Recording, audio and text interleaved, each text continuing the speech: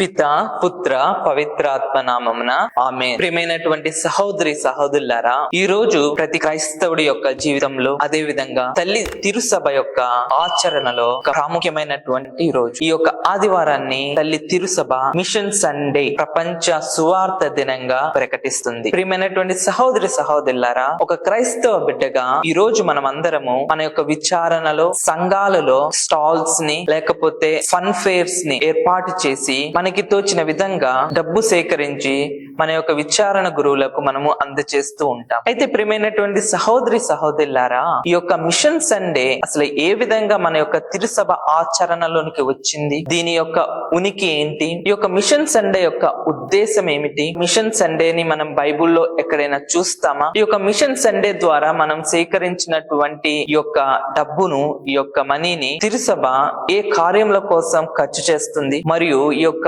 Machine Sunday నాడు ప్రతి క్రైస్తవుడు, ప్రతి క్రైస్తవురాలు ఏమి చేయాలో కొంచెం సేపు మనము ప్రార్థన పూర్వకంగా ధ్యానించుకుందాం. ప్రియమైన సహోదరి సహోదరులారా, మొదటి అంశం ఏమనగా, ఈ యొక్క మిషన్ సండే ఏ విధంగా మన యొక్క తిరుసభ యొక్క ఆచరణలోకి వచ్చిందో, మరి చెప్పాలంటే అసలు దీని యొక్క ఉనికి ఏంటో మనము ఈ యొక్క అంశం ద్వారా తెలుసుకుందాం. 1926లో పోప్ పయస్ ది 11వ పోప్ పయస్ గారు ఈ యొక్క మిషన్ సండే సువార్త దినాన్ని తిరుసభలో స్థాపించారు. ప్రతి సంవత్సరం అక్టోబర్ 3వ ఆదివారం కానీ, లేకపోతే కొన్ని ప్రాంతాలలో 4వ ఆదివారం కానీ ఈ యొక్క మిషన్ సండేని మనము చాలా చోట్ల ఎంతో ఘనంగా సెలబ్రేట్ చేసుకుంటూ ఉంటాం. ప్రియమైనటువంటి సహోదరి సహోదరులారా, ఈ యొక్క మిషన్ సండే యొక్క మూల కారణం ఎవరు అని మనం పరిశీలిస్తే, యావత్ తిరుసభ పోపు గారి దగ్గర నుంచి బిషప్స్, గురువులు, కన్యాస్త్రీలు, బ్రదర్స్, మఠవాసులు, విశ్వాసులు అందరూ కూడా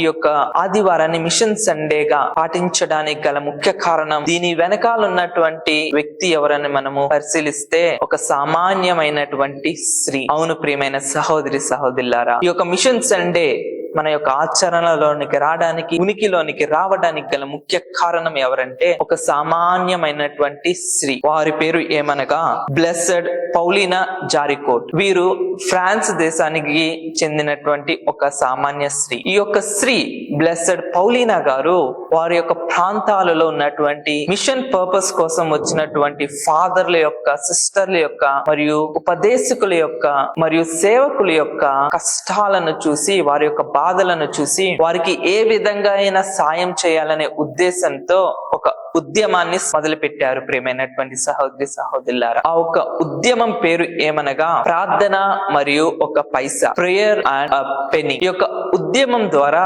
మిషనరీస్ కి సాయం చేయాలనేదే ఈ యొక్క బ్లెస్సెడ్ పౌలీనా గారి యొక్క ముఖ్య ఉద్దేశం. ప్రియమైనటువంటి సహోదరి సహోదరులారా, ఇక్కడ మీరు ఒక విషయం గమనించాలి. నేను మిషనరీస్ అనే ఒక పదాన్ని ఉపయోగించాను.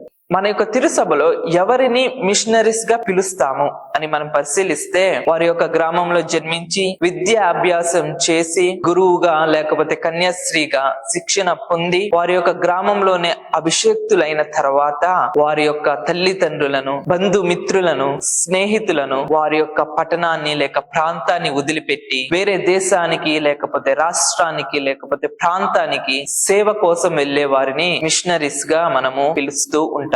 ఉదాహరణకు పునీత థామస్ గారు, ఎక్కడో గలిలియాలోని జన్మించినటువంటి థామస్ గారు మన భారతదేశానికి వచ్చి ఒక మిషనరీగా సేవను అందించారు. పునీత మదర్ తెరీసా గారు ఎక్కడో నార్త్ మెసడోనియాలో జన్మించినటువంటి ఈ యొక్క పుణ్యాత్మరాలు మన దేశానికి వచ్చి సేవను అందించారు. అదే విధంగా పునీత ఫ్రాన్సిస్ జేవియర్ గారు ఎక్కడో స్పెయిన్ లో జన్మించినటువంటి ఈ యొక్క గొప్ప పునీతుడు మన దేశానికి వచ్చి ఎన్నో సేవలు అందించారు. ఇలా చెప్పుకుంటూ పోతే చాలా మంది మిషనరీస్ మన యొక్క తిరుసభలో ఉన్నారు. ప్రియమైనటువంటి సహోదరి సహోదరులారా, వాళ్ళకి సహాయం చేయడం కోసమే ఈ యొక్క సామాన్యమైనటువంటి స్త్రీ బ్లెస్సెడ్ పౌలీనా గారు ఈ యొక్క ప్రార్థన మరియు ఒక పైసా అనే ఉద్యమాన్ని మొదలు పెట్టారు. కాలం క్రమేణా ఈ యొక్క ఉద్యమం ఊపందుకుంది. ఈ యొక్క ఉద్యమం విశ్వాస ప్రచార సంఘంగా ఏర్పడింది. దీనిని ఇంగ్లీష్ లో society for the propagation of the faith అని పిలుస్తూ ఉంటారు. ఈ యొక్క ఉద్యమం గురించి ప్రతి ఒక్క క్రైస్తవుడికి తెలిసి ఈ యొక్క ఉద్యమానికి వారికి తోచిన విధంగా సహాయాన్ని అందించాలి అని ప్రతి ఒక్క క్రైస్తవుడు కూడా ఈ యొక్క సంఘం కోసం సహాయం చేస్తున్నటువంటి తరుణంలో ముందు చెప్పిన విధంగా 11వ పోప్ పయస్ గారు మిషనరీలకు సహాయం చేయడం కోసం ఒక రోజు తిరుసభలో ఉండాలి అని ఈ యొక్క అక్టోబర్ 3వ ఆదివారం మిషన్ సండేగా ప్రకటించడం జరుగుతుంది. ఈ విధంగా ప్రియమైనటువంటి సహోదరి సహోదరులారా, మిషన్ సండే మన యొక్క తిరుసభ ఆచరణలోనికి చేర్చబడింది. ఇంకా రెండో విషయానికి వస్తే ప్రియమైనటువంటి సహోదరి సహోదరులారా, ఈ మిషన్ సండే యొక్క ముఖ్య ఉద్దేశం ఏమని మనం పరిశీలిస్తే 2 ముఖ్య ఉద్దేశాలు ఉన్నాయి. ఒకటిది ప్రార్థన, రెండో ఉద్దేశం సహాయం లేకపోతే దాన ధర్మం చేయడం. మొదటి విషయం కోసం కొంచెం సేపు ధ్యానించుకుందాం ప్రియమైనటువంటి సహోదరి సహోదరులారా. ఈ యొక్క మిషన్ సండే ప్రతి ఒక్క క్రైస్తవుని, ప్రతి ఒక్క క్రైస్తవురాల్ని ప్రార్థించమని ఆహ్వానిస్తుంది. మరి ముఖ్యంగా మిషనరీస్ కోసం ప్రార్థించమని ఆహ్వానిస్తుంది. ప్రియమైనటువంటి సహోదరి సహోదరులారా, ఈ యొక్క ప్రార్థన యొక్క గొప్పతనాన్ని, ఈ యొక్క ప్రార్థన యొక్క శక్తిని మనం బైబిల్లో ప్రతి ఒక్క వాక్యంలో చదువుతూ ఉంటాము. మరి ముఖ్యంగా మన ప్రభువు ఈ యొక్క ప్రార్థన శక్తి ద్వారా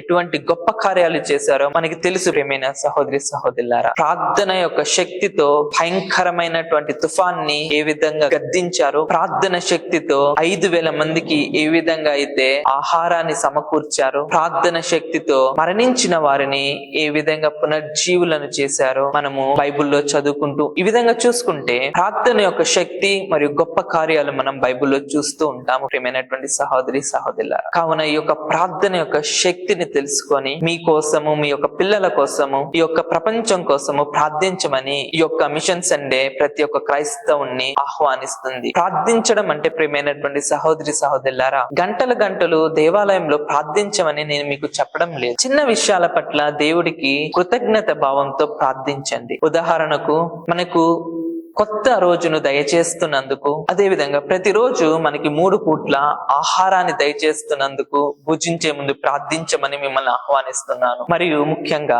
రోజంతా గడిచిన తర్వాత నిద్రించే ముందు ఆ దేవాది దేవుడికి కృతజ్ఞతతో ప్రార్థించమని మిమ్మల్ని నేను ఆహ్వానిస్తున్నాను. కాబట్టి ప్రియమైన సహోదరి సహోదరులారా, ఈ యొక్క మిషన్ సండే యొక్క ముఖ్య ఉద్దేశంలో ఒకటి ఏంటంటే ప్రార్థన. ఇంకో రెండో విషయానికి వస్తే సహాయం లేక దాన ధర్మాలు చేయడం. ప్రియమైనటువంటి సహోదరి సహోదరులారా, ఈ యొక్క మిషన్ సండే రోజు ప్రతి ఒక్క విచారణలో లేకపోతే సంఘంలో ప్రతి క్రైస్తవుడు కూడా స్టాల్స్ ను లేకపోతే ఫన్ ఫేర్ అనే యొక్క కార్యక్రమాల ద్వారా ఈ యొక్క సంఘస్థులకు ఆహారాన్ని, ఇతరితర వస్తువులను అమ్మి లేకపోతే గేమ్స్ కండక్ట్ చేసి పెద్ద మొత్తంలో డబ్బులను సేకరించి విచారణ గురువుకు అందజేస్తూ ఉంటారు. ఈ యొక్క సహాయం ద్వారా మీరు డబ్బు రూపంలో మాత్రమే ఆ మిషనరీస్ కి సహాయం అందించట్లేదు. మీ యొక్క ప్రేమను, మీ యొక్క నమ్మకాన్ని, మేము ఉన్నాము మీతో పాటు అనే విశ్వాసాన్ని మీరు వారికి అందిస్తున్నారు. ప్రియమైనటువంటి సహోదరి సహోదరులారా, ఇంకా మూడో విషయానికి వస్తే ఈ యొక్క మిషన్ సండేని మనం బైబిల్లో ఎక్కడైనా చూడవచ్చా లేకపోతే ఎక్కడైనా వాక్యంలో ఉందా అని మనము పరిశీలిస్తే ఈ యొక్క మిషన్ సండే గురించి మనకి బైబిల్లో ఎక్కడ కూడా లేదు. ప్రియమైనటువంటి సహోదరి సహోదరులారా, ఇది 19వ శతాబ్దంలో మన యొక్క శ్రీ సభలోకి వచ్చినటువంటి ఆచారం. కాబట్టి ఇది మనం బైబిల్లో ఎక్కడ కూడా చూడము. అయితే ఈ బైబిల్ మిషన్ యొక్క ముఖ్య ఉద్దేశాలు అన్ని బైబుల్ ఆధారంగా తీసుకునేవే అని మనము గట్టిగా చెప్పవచ్చు. ఎందుకంటే మత్తాయి శుభవార్త 28వ అధ్యాయము 19 నుంచి 20వ వాక్యాల్లో యేసుక్రీస్తు యొక్క గొప్ప ఆజ్ఞను మనం చూస్తాం. ప్రియమైనటువంటి సహోదరి సహోదరులారా, ఏంటి ఆ ఆజ్ఞ అంటే, మీరు వెళ్లి పితా పుత్ర పవిత్రాత్మ నామమున ఇతరులకు బాప్తిజం ఇచ్చి నేను మీకు ఏదైతే ఇచ్చానో మీరు వారికి వసగండి అని ప్రభువు మనల్ని ఆహ్వానిస్తున్నారు. అంటే ప్రభువు మనకి ఇచ్చినటువంటి ఆజ్ఞ ఏమిటనగా, ప్రభువు మనకి ఏదైతే ఇచ్చారో అది మిగిలిన వారికి ఇవ్వమని మనల్ని ఈ యొక్క మిషన్ సండే ద్వారా ఆహ్వానిస్తున్నారు. మరి ముఖ్యంగా సువార్తను బోధించండి, నా గురించి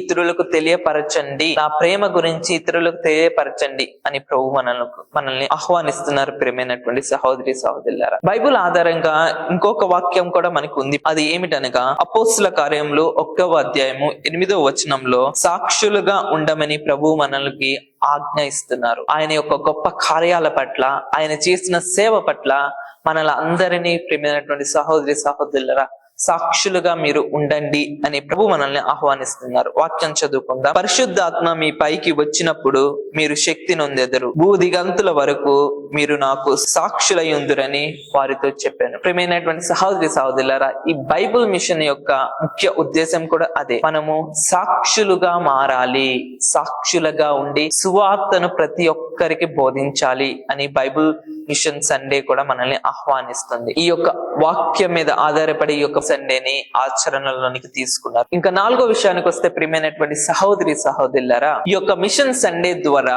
సేకరించినటువంటి డబ్బులను తల్లి తిరుసభ ఏ ఏ కార్యముల కోసం ఖర్చు చేస్తున్నది మనం పరిశీలిద్దాం. మిషన్ సండే నాడు మన యొక్క విచారణలో సేకరించినటువంటి ఈ డబ్బు మొత్తం మన యొక్క పీఠాధిపతుల ద్వారా రోమ్ నగరంలో ఉన్నటువంటి పాంటిఫికల్ మిషన్ సొసైటీకి చేరుతాయి. అక్కడ నుండి మళ్ళీ ప్రపంచం మొత్తంలో ఉన్నటువంటి 1100 అతి పేద డయాసిస్ కి ఈ డబ్బులు మొత్తం కూడా పంపించడం జరుగుతుంది. ప్రియమైనటువంటి సహోదరి సహోదరులారా, ఈ యొక్క డబ్బుల్ని పేద డయాసిస్ కి పంపించిన తర్వాత ఈ యొక్క డబ్బుల్ని 5 కార్యాల కోసం మన యొక్క తల్లి తిరుసభ ఖర్చు పెట్టడం జరుగుతుంది.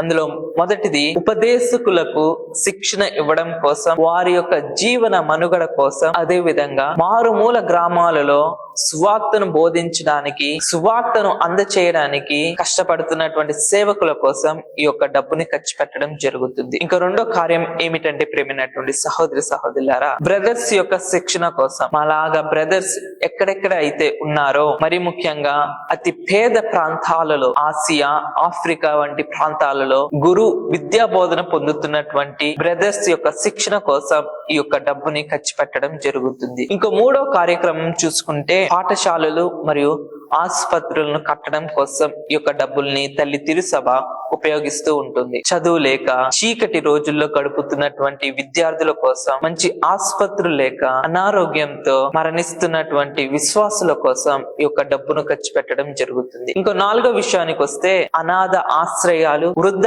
ఆశ్రమాలు కట్టడం కోసం ఈ యొక్క డబ్బుని ఉపయోగిస్తారు. ప్రియమైనటువంటి సహోదరి సహోదరులారా, ఇంకా 5వ కార్యక్రమం ఏమనగా కొత్త దేవాలయాలు కట్టడం, మరి ముఖ్యంగా పేద ప్రాంతాలలో దేవాలయాలు కట్టడం కోసం ఈ యొక్క డబ్బుని ఉపయోగించడం జరుగుతుంది. ఇంకా 5వ విషయానికి వస్తే ఈ యొక్క మిషన్ సండే రోజు, సువార్త దినం రోజు ఒక క్రైస్తవుడిగా, ఒక క్రైస్తవురాలుగా నేను ఏమి చేయాలి అని మనల్ని మనం పరిశీలిస్తే మొట్టమొదటిది ప్రేయర్, ప్రార్థన చేయడం. ప్రియమైనటువంటి సహోదరి సహోదరులారా, నేను ముందుగా చెప్పినట్లు ప్రపంచ శాంతి కోసం, ప్రపంచంలో జరుగుతున్నటువంటి యుద్ధాలు ఆగిపోయి ప్రతి చోట శాంతి ప్రశాంతత నెలకొల్పడం కోసం, పేదవారి కోసం, అనారోగ్యుల కోసం, కుటుంబాల కోసం, యువకుల కోసం, పిల్లల కోసం, వృద్ధుల కోసం ఈ యొక్క ప్రార్థన చేయమని, మరీ ముఖ్యంగా మిషనరీస్ గా ఉండి సేవను అందిస్తున్నటువంటి గురువుల కోసం, కన్యాశ్రీల కోసం ప్రార్థించమని ఈ యొక్క మిషన్ సండే ఆహ్వానిస్తుంది. ప్రియమైనటువంటి సహోదరి సహోదరులు, అదే విధంగా మీకు తగినటువంటి సాయం చెయ్యండి, మీ ప్రేమని పంచుకోండి అని తల్లి తిరుసభ మనల్ని ఆహ్వానిస్తుంది. కావున ప్రియమైనటువంటి సహోదరి సహోదరులారా, ఈ యొక్క మిషన్ సండే రోజు ఒక క్రైస్తవ బిడ్డగా ఆ దేవాది దేవుణ్ణి ప్రార్థించుకుందాం. మన యొక్క కుటుంబాలలో, మన యొక్క సంఘాలలో, విచారణలో కుటుంబాల కోసం, యువకుల కోసం, పిల్లల కోసం, అనారోగ్యుల కోసం ప్రార్థించమని ఈ యొక్క మిషన్ సండే ప్రతి ఒక్క క్రైస్తవుణ్ణి ఆహ్వానిస్తుంది. పిత, పుత్ర, పవిత్రాత్మ నామమున ఆమేన్.